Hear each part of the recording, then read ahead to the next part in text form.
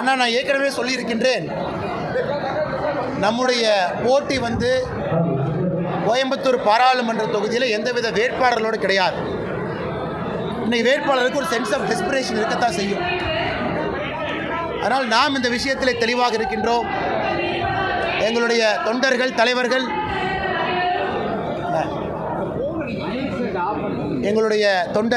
கோயம்புத்தூர் பாராளுமன்றத்தில் இருக்கக்கூடிய தலைவர்கள் மக்களை சந்தித்து ஒரே ஒரு விஷயத்தை சொல்லுகின்றோம்.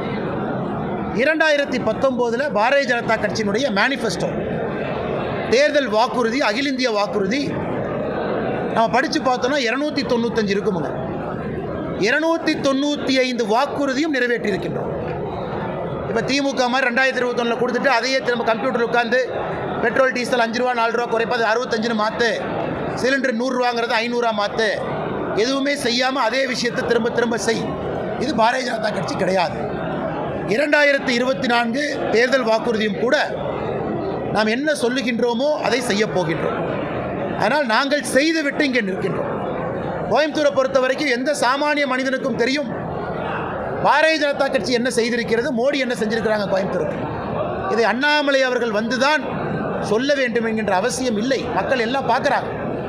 கோயம்புத்தூருடைய வளர்ச்சி என்னெல்லாம் நடந்திருக்கோ அது எல்லாம் கூட பாரதிய ஜனதா கட்சி ஆட்சியிலே 10 ஆண்டுகளில் கொண்டு வந்திருக்கக்கூடியது.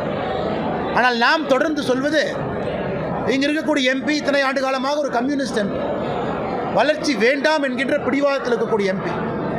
இன்னொரு பக்கம் ஒரு கட்சியினுடைய வேட்பாளர் கமிஷன் வாங்குவதற்காக மட்டுமே பாலம் கட்டக்கூடிய ஒரு கட்சி.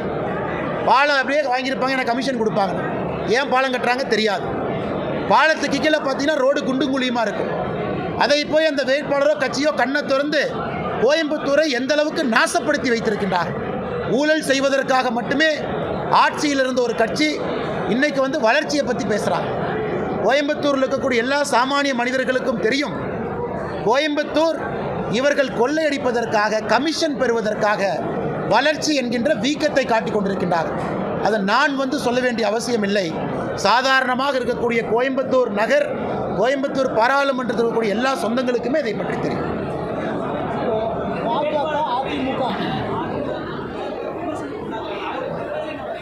அண்ணா, அதாவது நான் ஏற்கனவே சொல்லிட்டேனே, என்னுடைய சண்டை ஒரு வேட்பாளரை கொண்டு வந்து இந்த வேட்பாளரை பாருங்க, இந்த வேட்பாளரை பாருங்க, இந்த வேட்பாளரை பாருங்க, அதுக்காக இந்த தேர்தலுக்கு வரலைங்க ஐயா. நாம் இங்கே வந்திருப்பது ஒரு முக்கியமான நோக்கம். அடுத்த 700 நாட்கள் 2026 சட்டமன்ற தேர்தலுக்கு முன்பாக கோயம்புத்தூர் பாராளுமன்றத்தை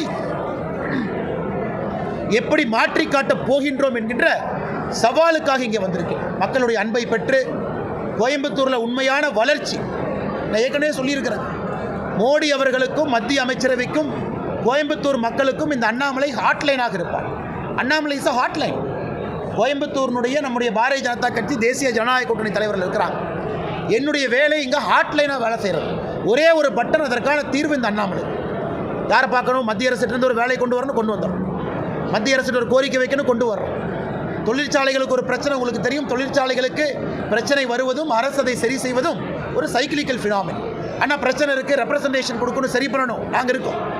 ஆனால் நான் இங்கே கொண்டு வருவது, பாரதிய ஜனதா கட்சி கொண்டு வருவது, தேசிய ஜனநாயக கூட்டணி மக்கள்கிட்ட கொண்டு வர்றது, உங்களுக்கும் மத்திய அரசுக்கும் இணைப்பு பாலமாக மிக வேகமாக வேலைகளை செய்து கோயம்புத்தூருக்கு உண்மையான வளர்ச்சியை கொடுப்பதற்காக